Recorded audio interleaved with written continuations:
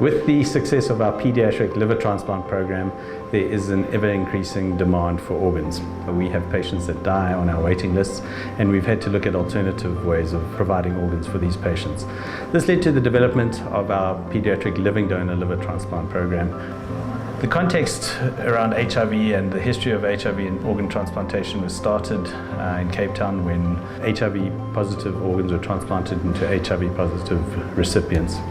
Simultaneously, South Africa has the largest antiretroviral program and is an enormous success, which means that we have a growing population of young people living with HIV and who have children who develop diseases like anybody else that require transplantation.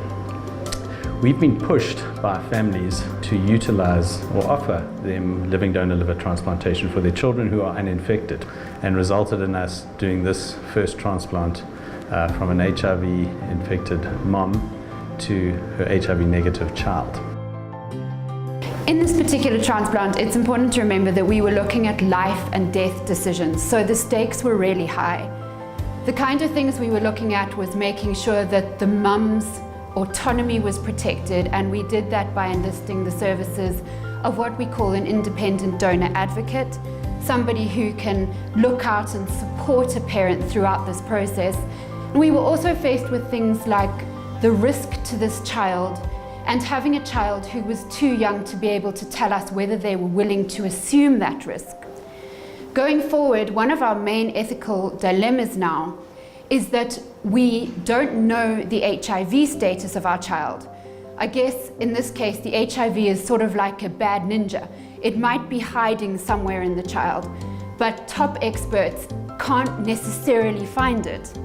And we have to work out how we communicate that risk to parents going forward and make sure that they're aware of the uncertainties in this case.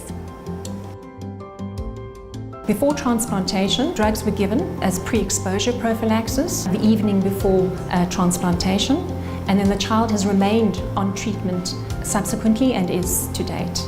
About 43 days after the transplantation, we saw a seroconversion event. What that means is that the child became HIV positive. But on monitoring the HIV antibodies subsequently, this has continually waned, basically to becoming almost negative. When we looked for actual evidence of virus, any measures of the virus load in the blood of the child has remained undetectable throughout and every time we've tested to date. Also, when we look at the cells of the child, and we've tried to do this with very sensitive methods, we cannot detect any virus or traces of virus within the cells of the child. We will continue to monitor the child over time to ensure the status, but we need to have a lot more understanding of the interaction of the virus and the host in this particular context to get a better understanding of the actual risk for transmission itself. I think for all of us, the most wonderful thing about this program is that it's for everyone. So any child in South Africa who needs a liver transplant can have one at Wits Gordon Medical Centre. So Wits Gordon is a private academic teaching hospital, and the income generated from the hospital is used for programs such as this, and also to ensure that we can train our specialists going forward to expand the program.